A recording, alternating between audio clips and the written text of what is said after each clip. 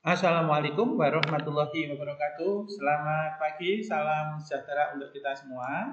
Materi geografi kelas 12, konsep wilayah dan tata ruang untuk sub KD terakhir, permasalahan di dalam penerapan tata ruang wilayah. Nanti akan juga kita berikan contoh daerah dengan penataan ruang yang sangat bagus. Untuk menyusun tata ruang di wilayah Indonesia itu tidak mudah. Banyak sekali hambatan dan tantangannya. Tantangan di dalam penyusunan tata ruang di Indonesia itu yang pertama adalah jumlah penduduk yang sangat besar. Peringkat nomor 4 di dunia, kemudian wilayah negara kita yang sangat luas, bentuknya adalah daratan dan lautan, membutuhkan pemikiran dan perancangan yang sangat matang. Kemudian yang ketiga, bangsa Indonesia itu sangat plural atau majemuk, terdiri dari ratusan suku bangsa dengan latar belakang budaya yang berbeda-beda, sehingga sering berbenturan dengan plan atau rencana tata ruang yang sudah disusun secara matang. Kemiskinan dan kesenjangan antar daerah menuntut penyusunan tata ruang yang lebih merata.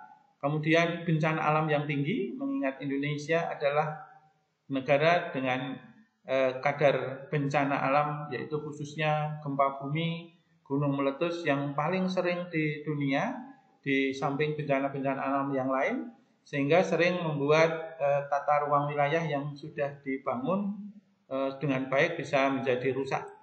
Kemudian yang keenam, krisis pangan dan energi itu juga bisa menggagalkan rencana tata ruang yang sudah disusun secara matang. Yang ketujuh, perubahan iklim, baik seperti musim kemarau yang berkepanjangan ataupun musim hujan yang berlebihan sehingga mendatangkan banjir, itu juga menjadikan tantangan di dalam penyusunan tata ruang.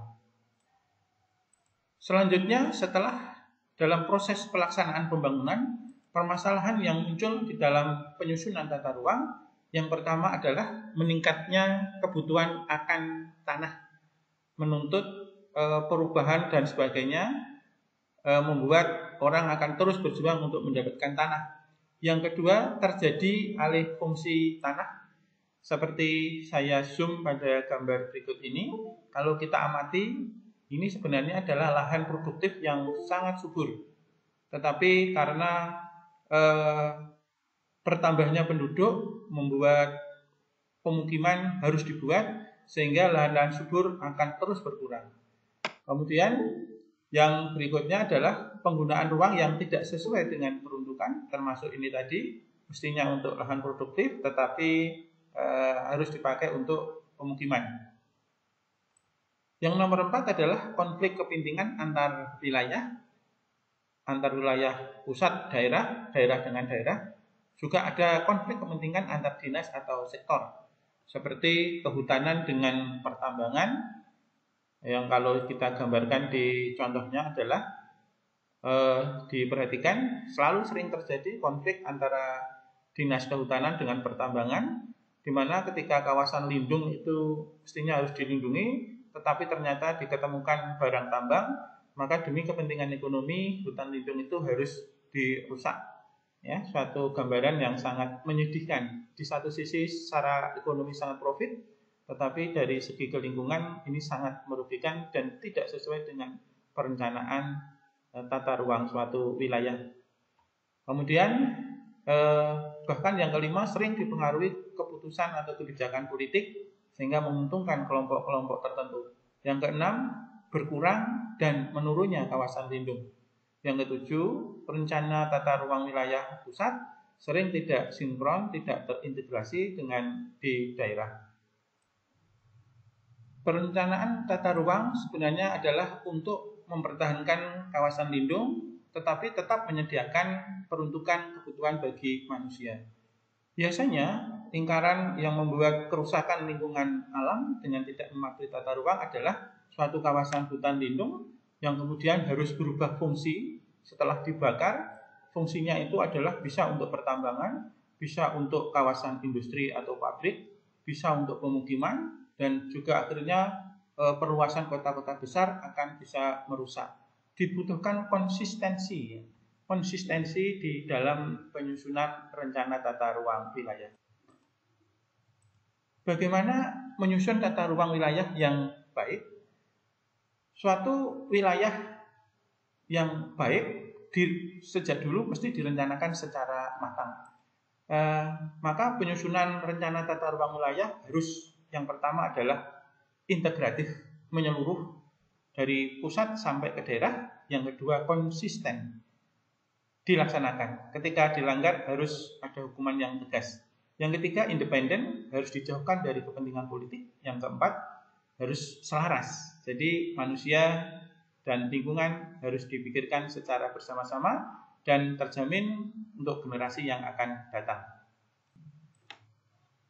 Ada beberapa contoh ya penataan ruang yang bagus, tetapi saya ambilkan dalam skala yang lebih kecil. Jadi barangkali kita tidak pernah menyangka di wilayah Indonesia itu juga ternyata mampu untuk mematuhi aturan supaya kita bisa memiliki suatu kawasan lingkungan yang asri, nyaman dan sebagainya. Kota yang saya maksudkan adalah ini, dia adalah Kuala Kencana, sebuah kota yang dirancang, ditata, dihuni dan dipatuhi oleh masyarakatnya sehingga ada kenyamanan yang luar biasa tinggal di kota ini. Kota ini adalah kota Kuala Kencana di Mimika, Papua ya. Jangan terkecoh dengan nama Kuala Kencana, bukan di Pulau Jawa, ternyata di Pulau Papua. Ditata, dibangun dengan penuh perencanaan, membuat segalanya kehidupan di kota ini mirip di kota Eropa, tetapi orang-orangnya adalah orang-orang Indonesia. Kuala Kencana ini terletak di dataran tinggi, tidak terlalu tinggi, tetapi suhunya lumayan hangat, ya, masih tetap sejuk, nyaman untuk ditinggali.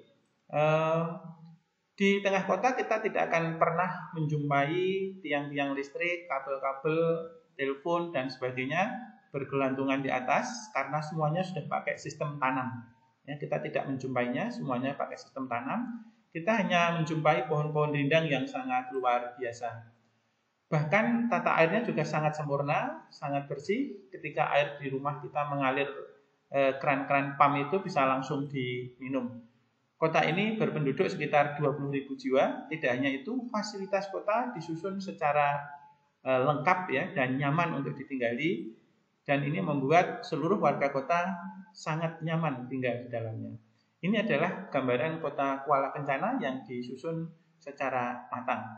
Ada lagi satu kota di Kabupaten Mimika ya Papua, yaitu Tembagapura.